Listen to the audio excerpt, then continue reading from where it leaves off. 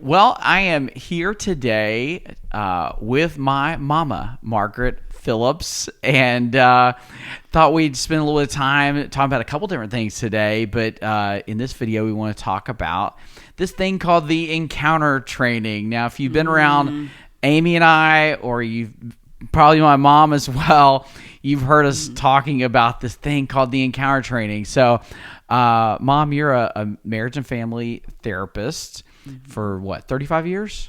36. 36. I was close. So, Very and close. met with probably thousands of people. And you've been a big supporter of the encounter training over the years. You and Amy went through it back in 1997.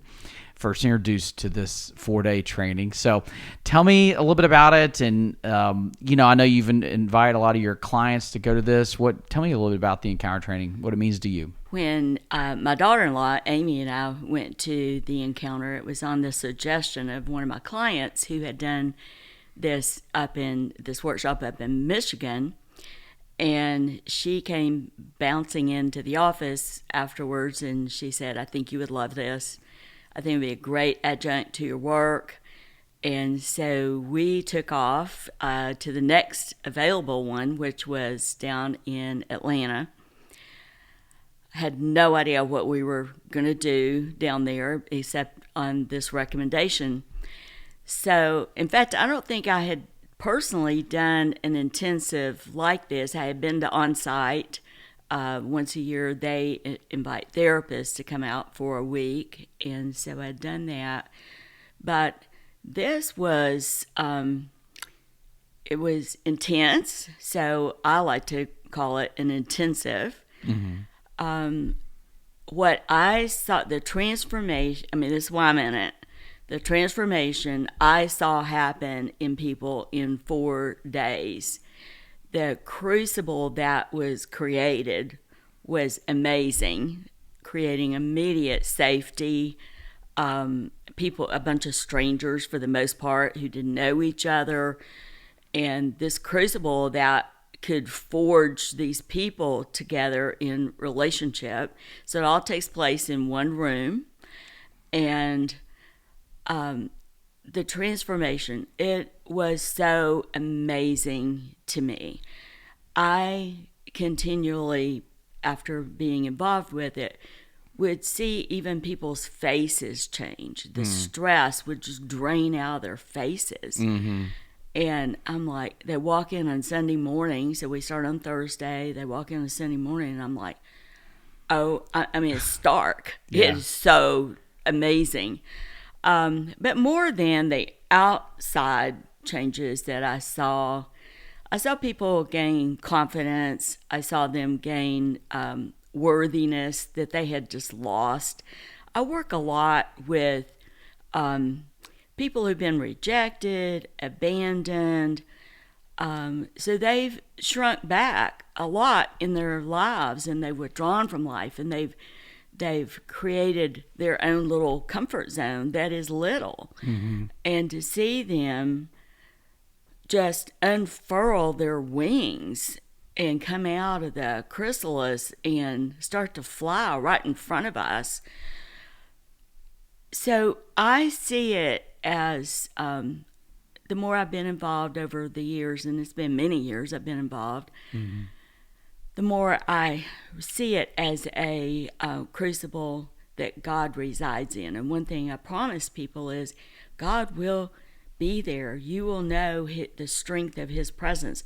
So with the fellowship of the people and the presence of God in the room, amazing things happen, amazing healing, amazing, wounds that have been there so long.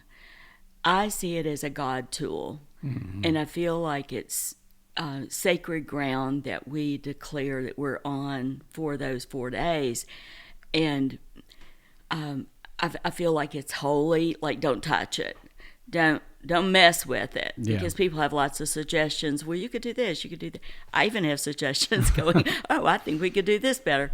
But then I'm reminded, like, it works. Yeah, yeah. So obviously you believe in one-on-one therapy because that's what you do. Absolutely. But I guess also you see value in a group setting as well. Like, how do you feel like? What's the difference between what you can do one-on-one and what maybe happens in a group?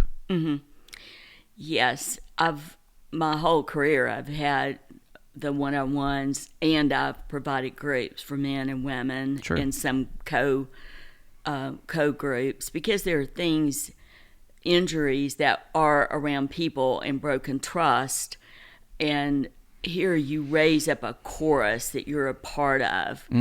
I can't provide that in the room. I can't provide, sometimes I call them mirrors that start to reflect who you are. Yeah. And these are many mirrors reflecting who you are and who you can be. Yeah. So there's like a momentum, I think, that happens in a group setting, and maybe something's not happening for you at the moment. You come for certain reasons. It's not really happening for you, but you're seeing transformation as somebody else, and they're sharing their story, and they're being vulnerable, and they're breaking through, and that just kind of dominoes back to you, and and everybody else has a chance to break through as well. And that's a dynamic you just can't get like one-on-one. You can't.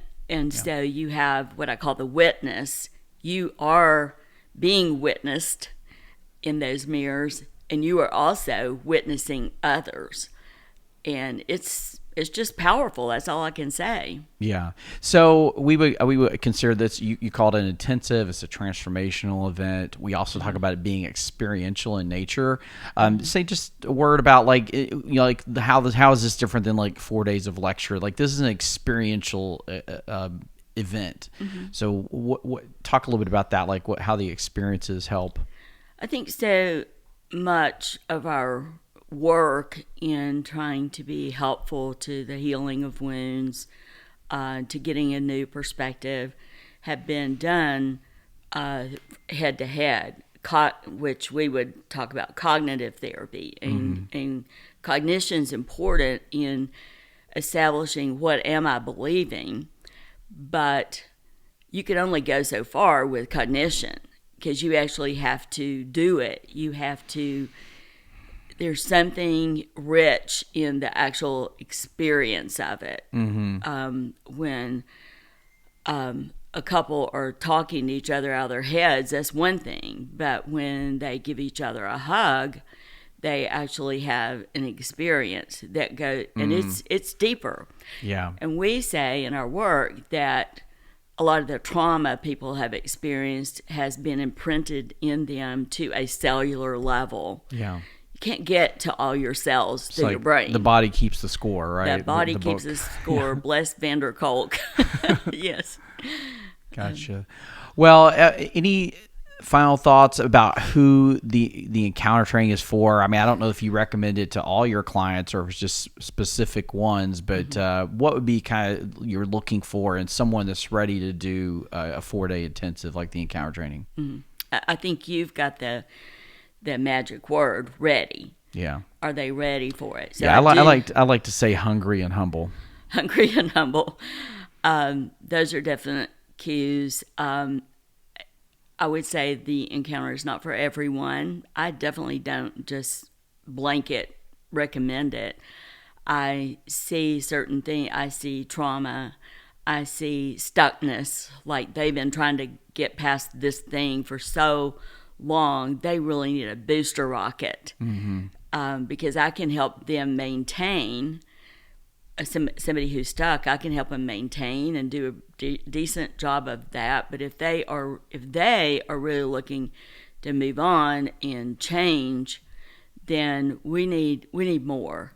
Yeah. So I am looking for the hunger. I'm looking for people who have a pretty good sense of what they want, and they just don't know how to get there. They're clear about that, and I see, and that would be the hunger part. They want it, and they've been trying and trying and trying, and I'm like, we could just save you a lot of time and a lot of money and a lot of effort, because all of you have heard me say, I think you can do about 6 months work in that 4 days. And at the end of that, it's it doesn't make you leave and go do anything, but it gives you so much hope and some new fuel and definite tools, absolutely clear, definite tools you can leave with, and you can use them when you walk out the door. Yeah. You're ready. Yeah. Well, and of course, I'll just wrap up by saying this. The Encounter training, it was known by a different name back when we went through, but this 4-day experience has been such a blessing, not just to us and Amy, but all of our kids, my son-in-law. It's been like a generational blessing to our family that I'm so thankful for, and it's made a huge difference in our lives. Me too. I'm so thankful for all of that.